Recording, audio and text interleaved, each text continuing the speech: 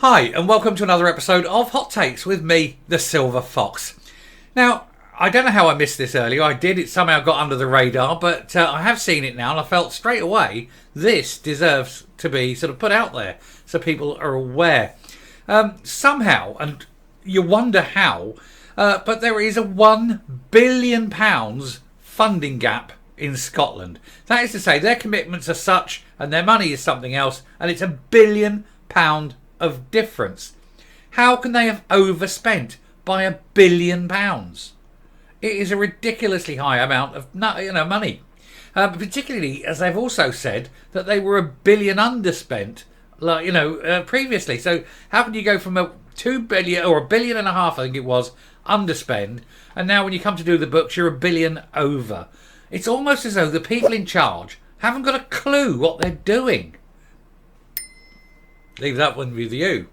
Anyway, we'll take a look at this because it is quite worrying, and of course there's only two ways that they can fill this void. Either they raise taxes or they cut services, or possibly a mixture of them both.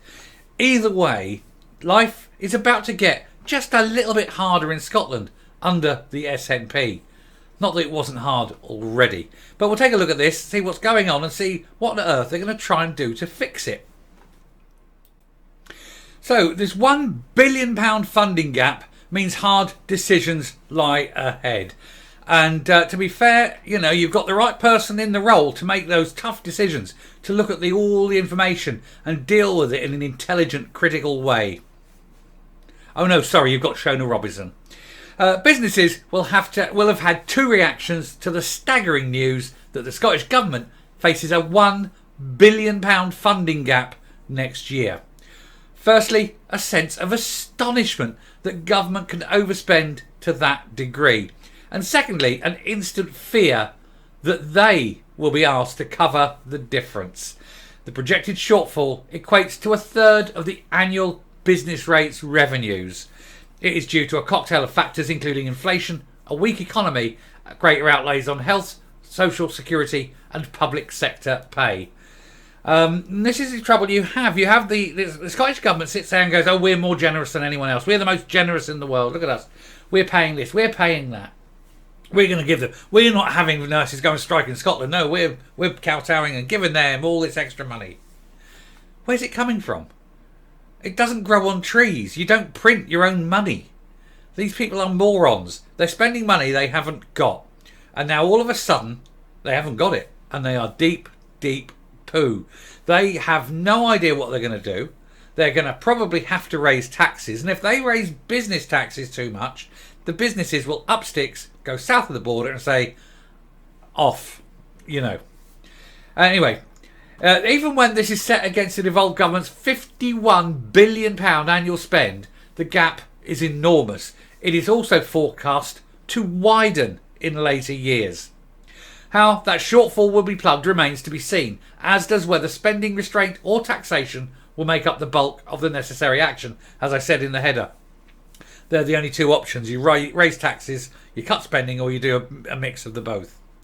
A timely spur in economic growth would help, but this seems unlikely. And it seems even more unlikely when you've got the Greens keep pushing to close down the oil industry, which is a massive payer, to close down basically all the drinks industries by bringing in this bottle deposit scheme. Again, another massive income. They don't want anyone doing any kind of farming up there, which also is one of Scotland's biggest money earners.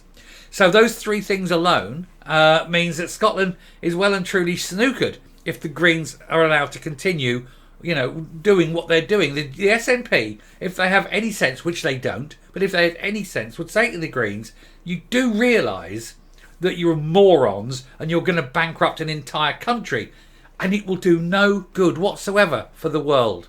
It will just bankrupt a country, make everyone poor, make everyone miserable, and no good at all will come out of it, and it will benefit the world not one dot or tittle.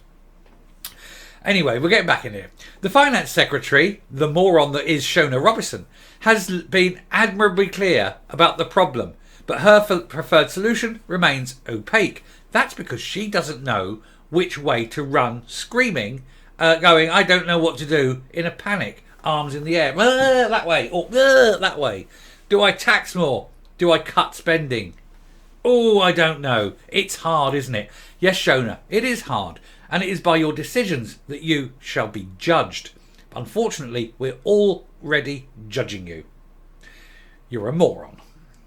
There were pointers in the Finance Secretary's fiscal update to MSPs, including working with councils to explore revenue-raising opportunities. In other words, putting the rates up.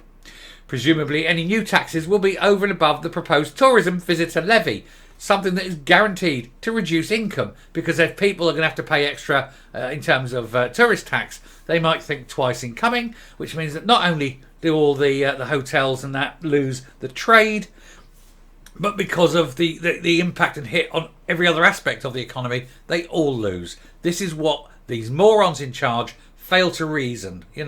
Teach them about the Laffer curve, for heaven's sake. Anyway, presumably any new taxes will come over and above this proposed tourism. And the extra council tax on second homes. Again, not much of a raiser of money, but something that will make life slightly more miserable for people. And they do seem to think that, if we tax second homes slightly more, we'll get a lot more money and people might even sell them. And do think, no, it doesn't work like that. It really doesn't. And it deflates the market. They're morons.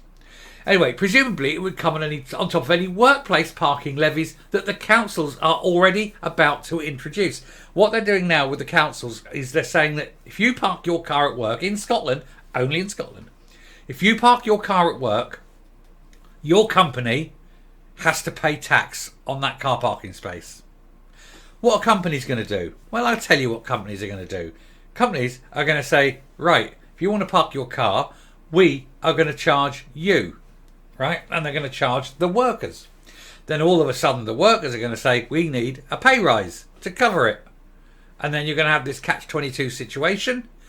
Nobody benefits from it because ultimately, it's just depressing the market. The money that's spent on that comes out of the bigger market, out of the bigger economy. Other companies go down.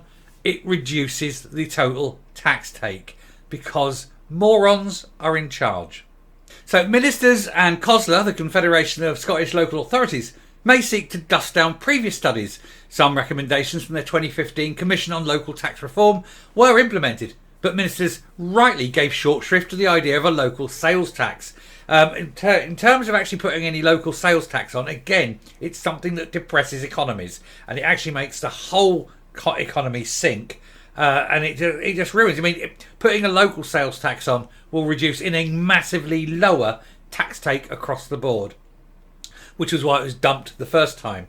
But it doesn't mean they're not going to have another go at it and try and make it work this time, because these monkeys in charge have no concept of what is good, right, or wrong. The other reason to be sure tax will form part of the solution to plugging the fiscal gap is because the First Minister has been transparent in saying he'll pursue a more progressive approach to tax. It's the only thing he's ever been transparent on. He's certainly not been transparent in letting people know where his official car goes. More on that. I've done a video on that which I'll release soon, if it hasn't already been released. I don't ever know which order these things go out in sometimes.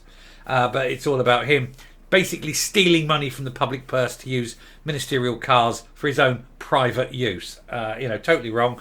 He needs to repay that, but I bet he doesn't. Meanwhile, a chunky rise in business rates has been penciled in by the Scottish Fiscal Commission, which could add 34 million to retailers' rates next spring, and that will see off a few businesses. That'll be the end of them. So those businesses close, the total tax take from them will go, a few more people made unemployed, so more money coming out of the system, things like that, because it's really joined up thinking these people have, isn't it? But extra tax alone is unlikely to be enough to plug the shortfall. It should go hand in hand with a review of spending and new thinking about how services are provided.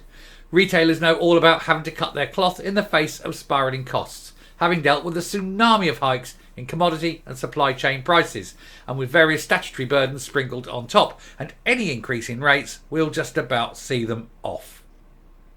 Instead, a more frugal approach to spending and a reduction in the cost of government should form the bulk of necessary budgetary action. I can save Scotland nearly £1 billion a year, like that, almost overnight. One job: get rid of the devolved Parliament. Bang, gone. There you go. £1 billion a year to spend on other things. Businesses recognise there are a few palatable options for our politicians, but Government needs to think differently about how and which services they deliver and how they deploy their resources efficiently. Oh, well, they've never got a chance of doing that. Nothing the SNP do is ever efficient. The independent budget review undertaken by Crawford Beveridge a decade ago should be dusted down to see whether the structural changes to public services and savings it identified ought to be implemented. The number of public bodies could be reduced. The NHS could make more use of community pharmacists and opticians to remove the pressure on GPs over minor ailments. Government premises surplus to requirements should be disposed of, and the policy of no compulsory redundancies rescinded. If action isn't taken on public spending, then the pressure for even higher taxes in the subsequent years will grow. I mean, this is it. What they're doing by their complete buffoonery and inaction is storing up so much trouble that whatever happens, even with a booming economy in 3-4 years, let's say the economy booms, Scotland will still be screwed because it's just pent up so much debt. It will have debts greater than its GDP. And when you're in that position, there is no getting away from it. And that is what happens. And that is why the people of Scotland need to do something about the SNP. They need to bin them. They need to vote them out. Otherwise, Scotland will be going the same way as all these other third world tin pot dictatorships, because that's what the likes of that is driving you towards. Really, she is the best he could come up with. She doesn't even know what she's doing. Look at the face. That is not the face of anyone with any idea of what the hell is happening around her, is it? That's someone who's just woken up from a 20-year coma. God help you, Scotland. Anyway, I'm rounding up and coming up. So what do we think will happen? Taxes up? Services cut? Both? Will that be enough? Probably not. How many businesses will go to the wall? Those that don't go to the wall, how many will leave Scotland and go south just to avoid paying all that extra business rates? It's incredible. It's not surprising, but it is incredible. It's not surprising because you've got an economy run by people who don't understand economics. They don't understand how taxes work. They don't understand the free flow of money. They don't understand even M1 money supply. These people are absolutely naive when it comes to economics, when it comes to business, certainly when it comes to taxation. And yet somehow they have been given command of this economy. It's no wonder it's falling apart. It really isn't. I feel sorry for you all. Anyway, thank you very much for watching. I'll stop there because it will get me sad. But anyway, thank you very much for watching. If you like what you've seen here on the channel, please hit the subscribe button. Leave a like, leave a comment. Please share the video. And until next time, stay safe, stay well, open up a bank account and start saving your pennies. You're going to need them. And goodbye.